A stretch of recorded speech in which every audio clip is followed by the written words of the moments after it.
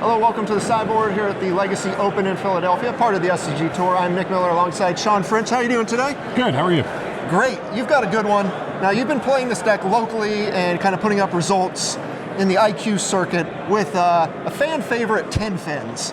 Favorite? Oh yeah. All right. People love this deck. Okay. It'll be all over Twitter. I enjoy it. All right, so you're a Miracles player at heart, but you like to sleeve this up from time to time, and the question I have to ask is, why 10 Fins, and then why this deck over something crazier like Belcher or more kind of systematic like Reanimator?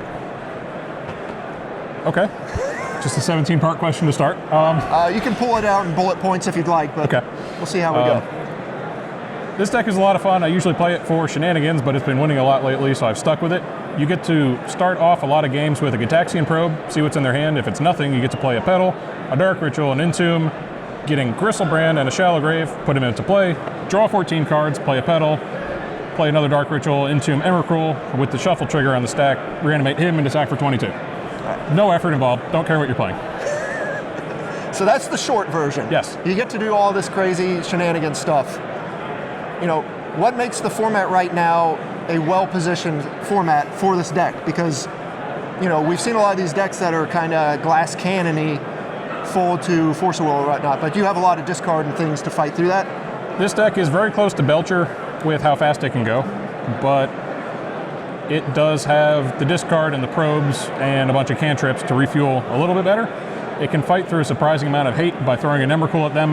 Like if they have a Caracas, you can make a Gristlebrand and an Emrakul, and they just die to one of them. Right. So what was the question? What's the hate? Yeah, like how do you beat the hate with this deck? I mean, it can play through usually discard counter spells pretty easily. You hit them with a few discard spells, you try to make a Gristlebrand. If it doesn't work, you just try again in a few turns, play a few cantrips, try to find it. Okay. So people have called, you know, Belcher the Glass Canyon. We like to kind of call this a shotgun effect. You have one effect, reload, try again, yep. And then you see where you go from there. Yep. Now on top of the whole Gristlebrand, Emrakul stuff, you also have a Storm Kill. Yes. Take us through the iterations of that and how you can try to Storm Kill and when you need to do that. So after you've made a Gristlebrand and drawn 14 cards, sometimes you can't just also make an Emrakul because you're a bit short. You have the option to make a Children of Korlos, which 1 white, 1/1, sacrifice it, gain life equal to the life you've lost this turn. So you could draw more with Gristlebrand, and maybe you've attacked them already with Gristlebrand. Post-combat, you draw another 7. It's too late to Emrakul them, but you can use Children, draw a bunch more cards, Petal, Dark Ritual, Tendrils you for the rest of your life, which is probably 13 if I just hit you with a Gristlebrand. Right. So it's a two-pronged approach. You have a bunch of different ways to win. You know, the combo kill with Tendrils allows you to fight through stuff, you know, like Caracas or some sort of ensnaring bridge effect or something like that. Yep, I can win through a bridge. All right. Now, that's important to note because a lot of people are going to that type of hate card to fight the Eldrazi deck. Yep. Did you consider the Eldrazi effect when you kind of played this deck this weekend? I think I'm all right with my Serenities in the sideboard to just kill their artifacts, which are great against Death and Taxes and Miracles. Their Chalices and Thorns are about all I care about. I can usually, if I'm on the play, I could just turn 1 them. Right. I know Storm decks say that a lot, but this deck is very good at it, whereas Ad Nauseam doesn't do it as often as you like. Right. This deck has a much higher percentage of doing what it wants to do on the first turn. Yep. Now you've done a lot of changes to the sideboard. You know, you used to do a lot of things like Abrupt Decay, kind of have a green Xanded Swarm sort of storm style. No longer the case. You've switched to just, you know, white and black and blue cards, but you'll have a 4 of Monastery Mentor. Yep. Take us through what this is doing here. Greg Mitchell was able to talk me into changing the sideboard, though I kept the main deck the same. Some people don't like the Chrome Mox and the Tendrils, would just rather have another Reanimate. But in the sideboard, I wasn't using the green cards too often, and most of them are covered by Serenity and Chain of Vapor. So 4 Monastery Mentors, 3 Dark Confidants, 2 Swords to Plowshares, 2 Chain of Vapor, and against decks that can hit you with discard, graveyard hate, and counter spells, you could just shift gears a little bit to throw them off. Okay. Depending on your opponent, sometimes you want to leave the deck as is and not transformational into the creatures. Sometimes you want more of a split, like against Miracles, like you want the Mentors, but you still want to be able to accidentally kill them.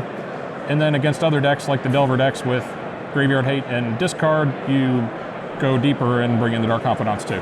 And usually with that, you do leave a Gristlebrand in, I think. I'm got still your notes, learning. I'm sure. Yeah. All right. So it's important to note, because with the Mentor in this deck, you also have a couple Sensei's Divining Tops that you can work for as kind of a sort of cantrip in this deck. They used to be Limdol's Vaults, but they were replaced because they work a little better with Mentor, and I'm still trying to figure out if I like them better than Limdol's Vault, and I think I do. I did in round 3 in game 1. I did not know what my opponent was. I had won the die roll. I started the game off with Flooded Strand, Fetch, Find Tundra, cast Sensei's Divining Top, pass the turn. My opponent played a Plains and a Mother of Runes. I untapped, played Polluted Delta, Fetch, get C, Petal, Entomb, Shallow Grave Gristlebrand, draw 14, Petal, Children, draw 14, Emrakul you. Probably didn't see that one coming. No, it didn't matter though, he just died. All right, so take us to the sideboard. You already mentioned Serenities against all the kind of the hateful permanent stuff. And you mentioned Dark Confidant comes in with the Mentor when that's kind of the go-to backup plan. Yep. All right, what about the other cards? You have some Swords of Plowshares here, Chain of Vapor, and Pithing Needle. What Serenity can't hit, Chain of Vapor, Needle are kind of catch-alls for. Serenity can hit a ley line, Chain of Vapor can hit a ley line. I kept the Needles in. Somebody was telling me to cut them, but I wanted to keep them in for Fairy Macabre, which I saw a lot of the Eldrazi decks were playing as their Graveyard Hate through a Thorn. Sure. So I figured I would just needle it and ignore it. That's one way to do it. All right, so you're 4-0. Yep. How many turn 1 kills? If this isn't at least 8, I'm very upset. 3 or 4. All right, I'll settle for 3 or 4. Mentor's won both games that I played it in.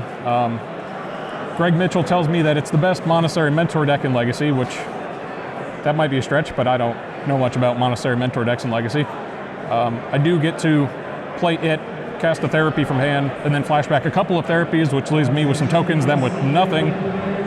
Maybe some Graveyard Hate that I don't care about anymore because I have 7 power of monks in play. All right, well, the deck looks great. You're off to an awesome start. What would you advise to anyone who's considering picking up a deck like this? It's kind of like a Belcher or a Storm where you can go fish it a lot, but that'll only get you so far before you have to play games and learn interactions between your deck and your opponent's deck. There's a lot of corner cases that you get worked into where you know exactly what's in your deck. You know the contents of their hand. Maybe they brainstormed. You can make a guess at that.